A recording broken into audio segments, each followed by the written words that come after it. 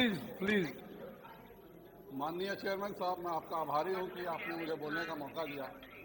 मैं साथ में आभारी हूं अपने नेता और मेरे गार्जियन माननीय Lal Krishna Please, Advani honorable ji members, और don't deputy disturb leader. him. One side we are allowing to speak, other side you all are मेरा मिडिल disturbing. स्पीच है, कृपया कर मुझे बोलने दें। Please. मैं आभारी हूं अपने नेता और माननीय गार्जियन लाल कृष्ण आडवाणी जी का एवं डिप्टी लीडर माननीय सुषमा स्वराज जी का कि उन्होंने मुझे भारतीय जनता पार्टी की तरफ से इस सदन में बोलने का मौका दिया। विकसित राष्ट्रों में स्पीकर चेयरमैन साहब, आम बजट कब आता है और कब चला जाता है इसकी किसी को पता भी नहीं चलता, पर हमारे यहाँ बजट सेशन से पहले ही 1 महीने पहले से बहुत ज़्यादा हाइप हो जाता है। टीवी से लेकर चौक चौराहे तक केवल बजट की चर्चाएं होती हैं।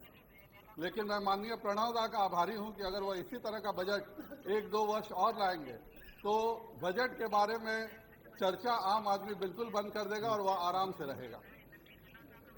यह पहला लोकसभा का बजट सत्र है। मैंने 2 माननीय मंत्रियों का भाषण सुना। दोनों माननीय मंत्री एक ही इलाके से, एक ही प्रदेश से आते हैं और दोनों ने माटी, मानुष, आम आदमी की बात की। मैं बिहार के पश्चिम चंपारण जिले से आता हूं। उस जिले के एक साधारण किसान राजकुमार शुक्ला जी कांग्रेस के महाधिवेशन में आए और एक बैरिस्टर को उन्होंने अपने इलाके में ले गए और वह बैरिस्टर आज राष्ट्रपिता महात्मा गांधी के नाम से जाना जाता है। मैं भी उसी स्थान से आया और वहाँ के आम आदमियों से मैंने बजट के बारे में पूछा। जो कौन सा आम आदमी का बजट है जहाँ पे जो 2000 रुपए का सेट टॉप बॉक्स मिलता है उस पर तो आपने टैक्स बढ़ा दिया। 70 चैनल भी उसमें फ्री ओटीवी देख सकता है, फिर भी आपने उस पर टैक्स बढ़ा दिया। लेकिन 50,000 का एलसीडी टीवी जो आम आदमी खरीदेगा उसे आपने टैक्स की बेनिफिट से बहुत लाभ दिया। वह कौन सा आम आदमी है जो गांव के सोनार से या गांव कस्बों के दुकानों से अगर सोना या चांदी खरीदता है तो आपने इंपोर्ट ड्यूटी पर उस पर टैक्स बढ़ा दिया। लेकिन अगर वो आदमी दिल्ली में आके एयर कंडीशन मॉल में ब्रांडेड ज्वेलरी खरीदता तो आप उसको टैक्स बेनिफिट देने को तैयार हैं। आम आदमी अगर बीमार पड़ता होगा तो जरूर वह all India institute of medical sciences या सफदरजंग नहीं जाता होगा, क्योंकि अगर वहां जाता, अगर एम्स जाता वो आम आदमी, तो आप इस बजट में 60 करोड़ की कटौती इन अस्पतालों का हरगिज नहीं करते।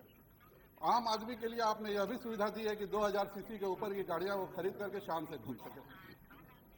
आम आदमी जरूर फिल्म स्टार होता होगा, क्रिकेट प्लेयर होता होगा या कॉर्पोरेट का सीईओ होता होगा, तभी तो आपने फ्रिज बेनिफिट टैक्स में उन्हें पूरी तरह से छूट दिया।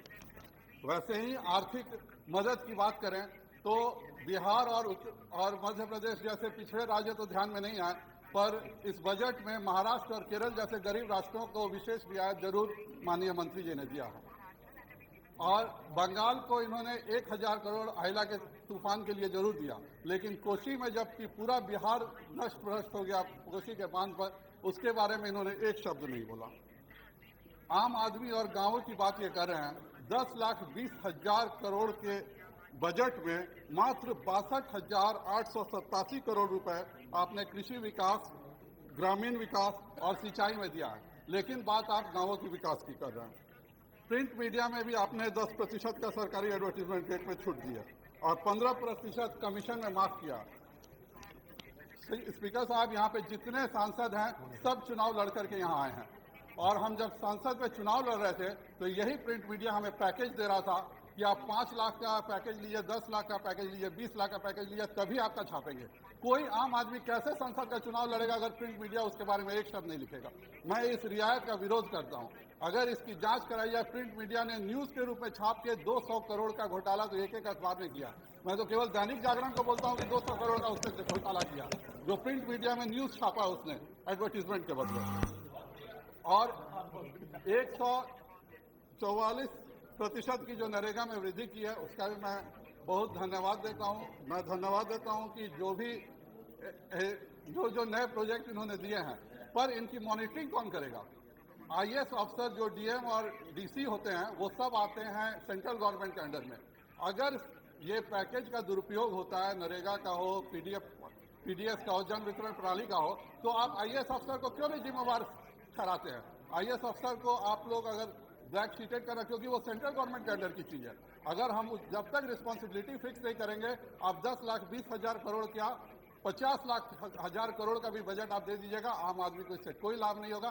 कृपया कर रिस्पॉन्सिबिलिटी फिक्स की जाए कि सेंटर के पैसे के दुरुपयोग कोई अफसर नहीं कर सके। बहुत बहुत धन्यवाद। श्रीमती दीपा दत्त।